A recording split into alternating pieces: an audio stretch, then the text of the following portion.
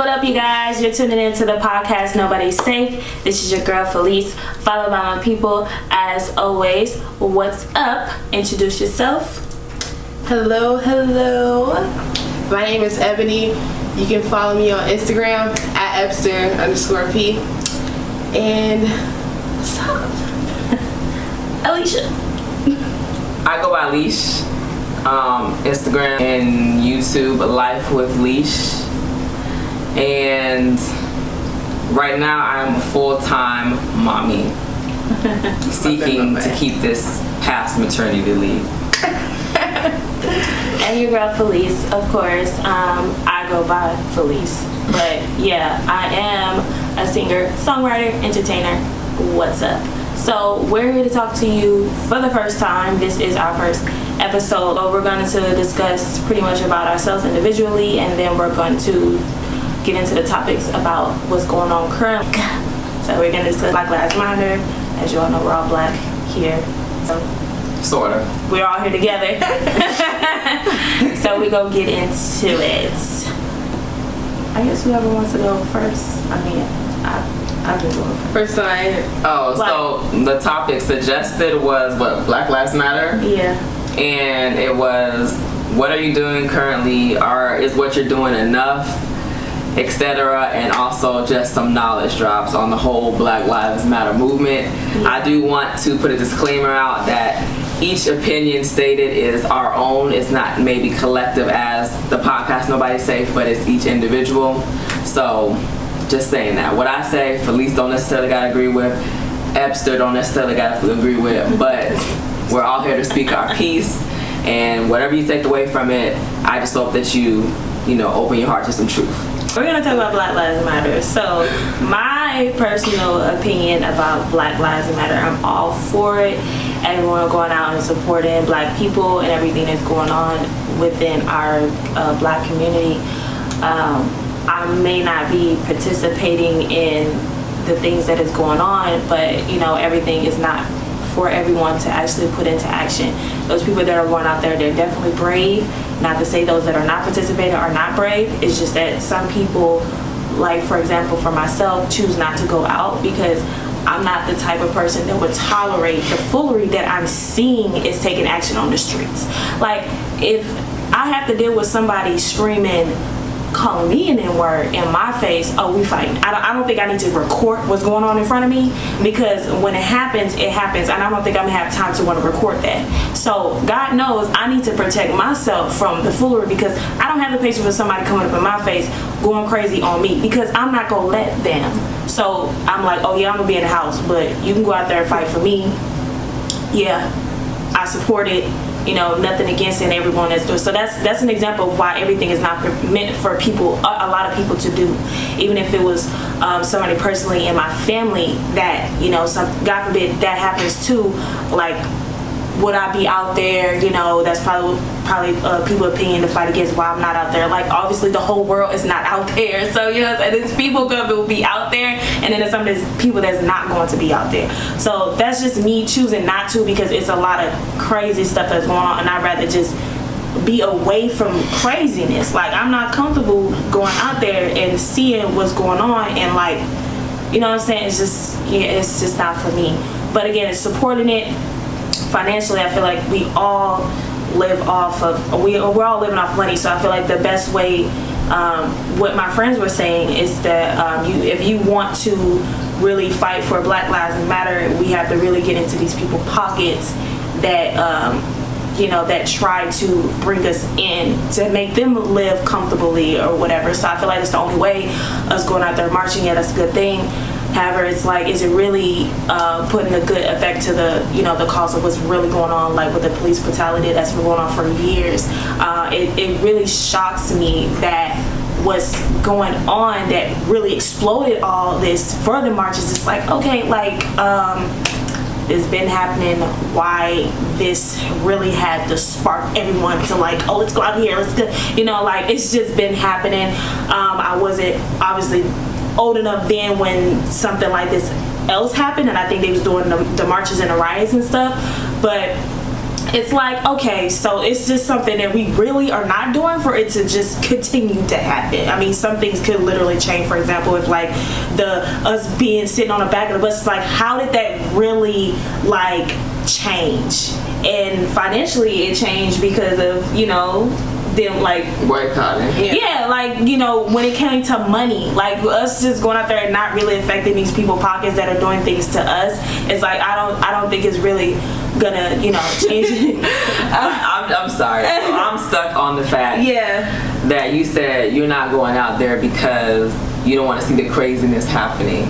Yeah, I mean, I don't want anything crazy happening to me. So, and then I would have to like literally put myself in a fight. Basically, I would get into a fight with the way people are acting like that. And then at the same time, like, I don't want to be like around all these people because I already get annoyed being around like people like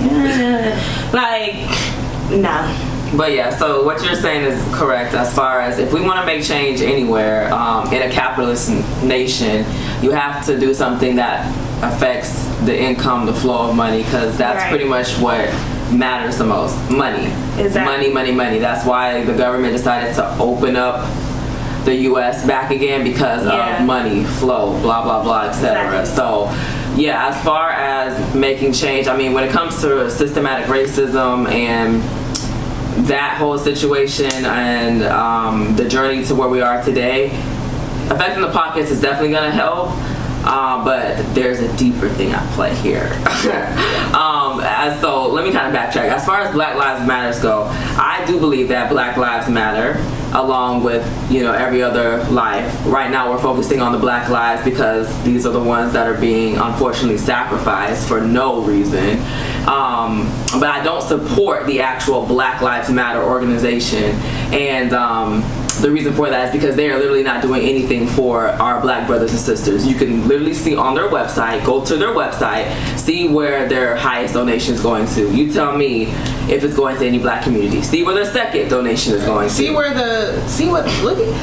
If you just pay attention to even just when you click the word donate, the whole entire website changes. Like, it doesn't even say blacklivesmatter.org or .com or whatever it is anymore. It goes to actblue.org. So, I mean, that's a huge red flag right there. And it's crazy because what I'm starting to do now, when I see stuff, I'm going to screenshot it, because if you save a website, it changes when stuff changes. The issue, because a few years ago when it first came out, a few years ago, I don't know if anyone remembers this, please comment or DM me or whatever, but like, if anyone remembers this, when Black Lives Matter came out, I remember a lot of Black individuals were just dismembering the whole organization. Why? Because it was headed by a white male.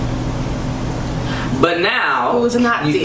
You cannot find any information on it whatsoever on the website. Everything is just going back to the two Black women that started it, and I'm just like blown, because I'm the type of person, when I read something, I retain that information, but I don't have the website. So it's pretty much, you listen to me right now saying, okay, Alicia, you just saying this way, no facts. You're right, I don't got facts for you right now when it comes to that, because the internet is something that's ever changing, and domains unfortunately aren't safe. So going here from now on, I will be screenshotting things for you so that you can see that information, and it'll have some relevance for the future things when I reference back to it.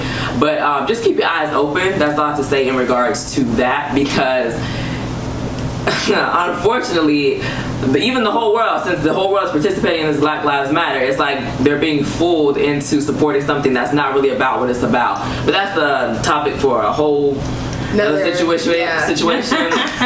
Y'all wanted my opinion on Black Lives Matter. Black lives definitely matter. I believe that the way that we can help to fight racism as well as prejudice, since they are separate things, they are is they are different. Is to definitely hit the pockets. Definitely shop Black owned businesses whenever you can, which is all the time if you do your research and don't be lazy. But I ain't calling you out or nothing. Like, it's basically the same for me. Like, first of all, like Alicia was saying, I love Black lives, obviously, like, hello.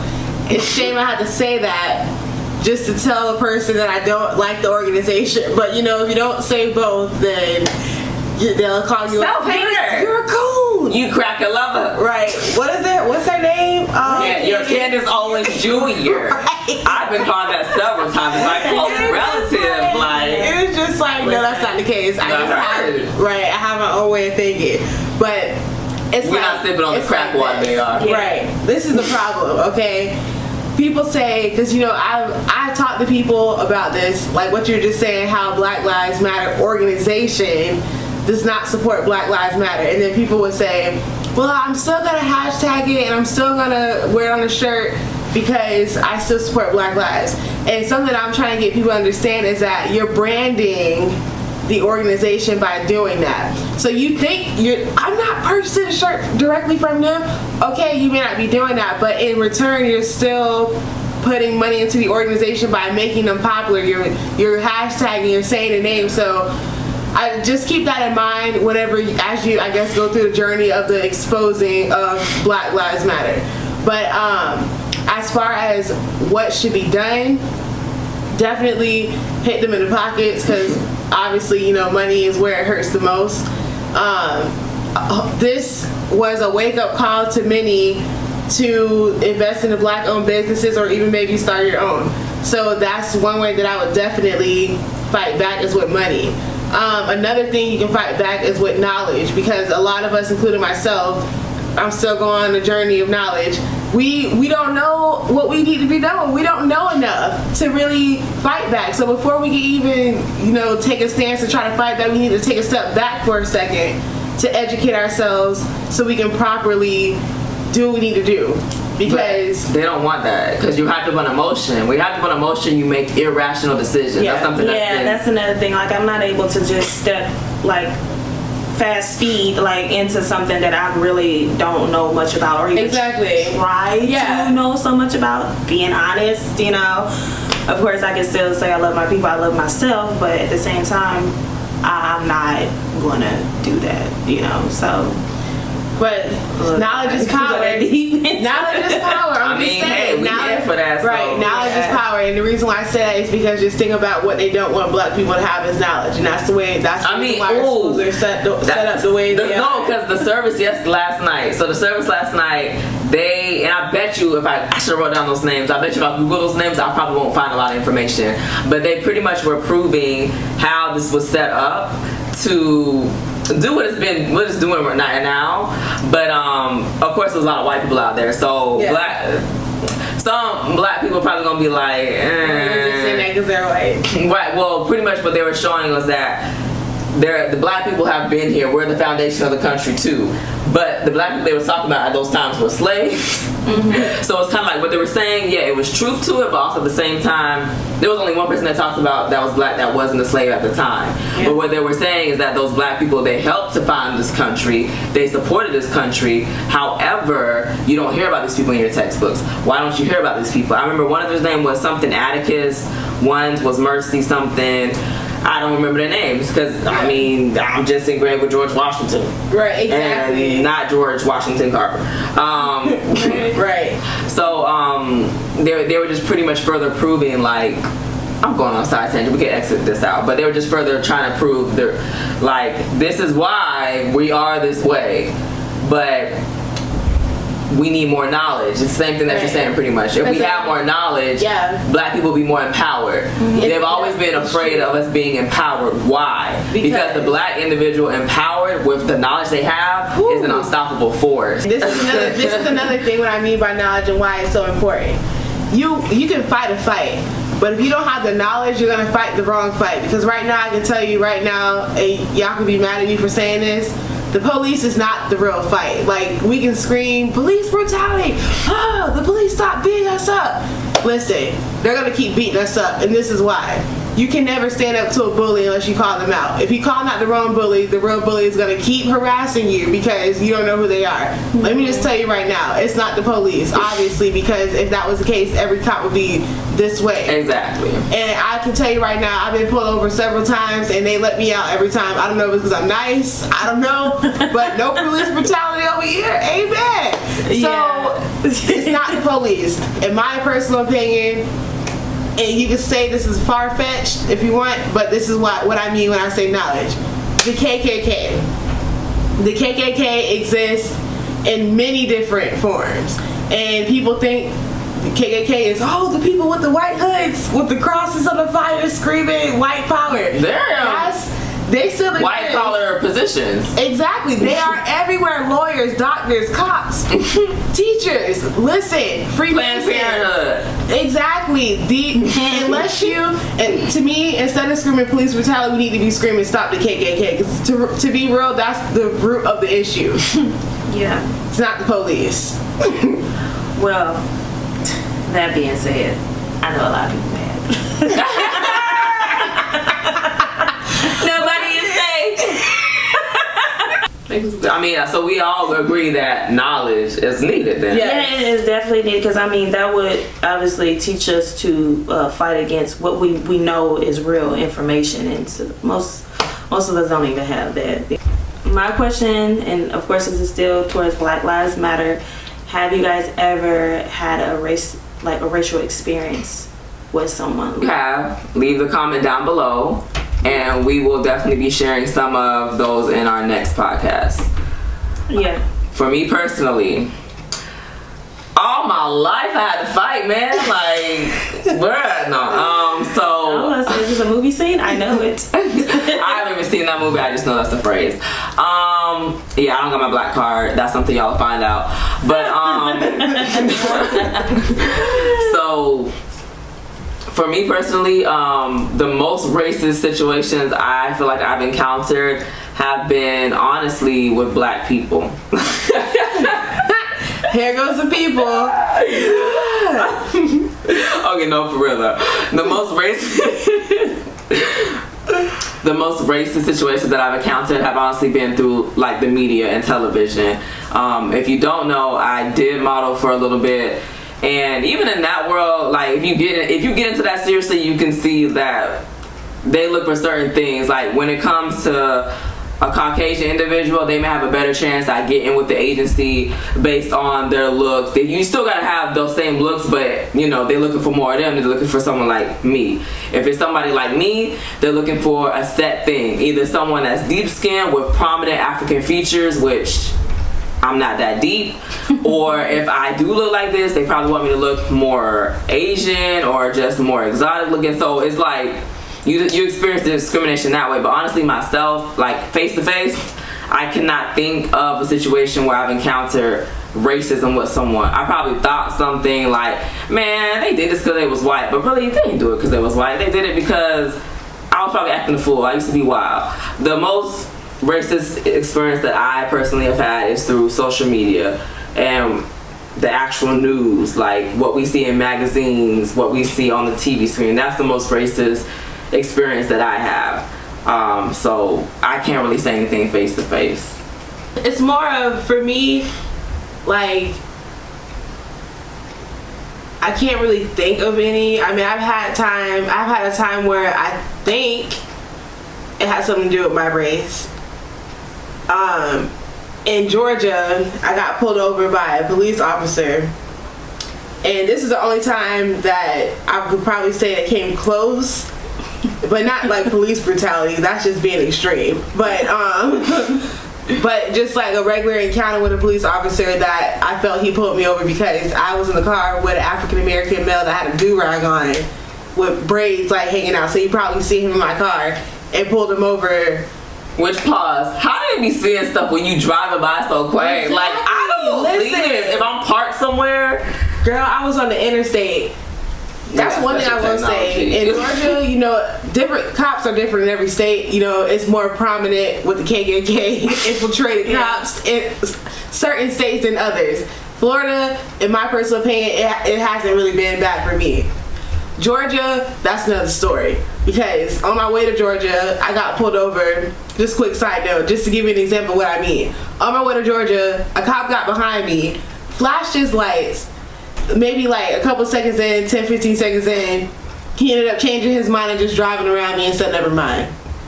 On the way back, I actually got pulled over this time. The cop followed me from the far left lane to the very far right lane because I was trying to get off. He pulled me over and he said it was for tint. And the reason I felt like it was some kind of discrimination going on is because as he told me that he was pulling me over for tint, he didn't even know what the rules were for tint. He was on his phone looking up what the tint laws were for Georgia. So I'm thinking to myself, so you don't know, but you pulled me over still. And they searched my whole car, like everything. That had a pill bottle in the car. It had, it was in my car for a while, so all the names and stuff, it was erased off of there. He was like, I know you use deodorant to erase your name off. Call the pharmacy and verify this prescription. I was like, well, honestly, okay, so I live in Cali, and I'm from St. Louis. And I grew up mostly around black folks, and so it was hard to even experience that if I was always around my people. So I'm from the city, but when I moved to Cali, which was 3 years ago,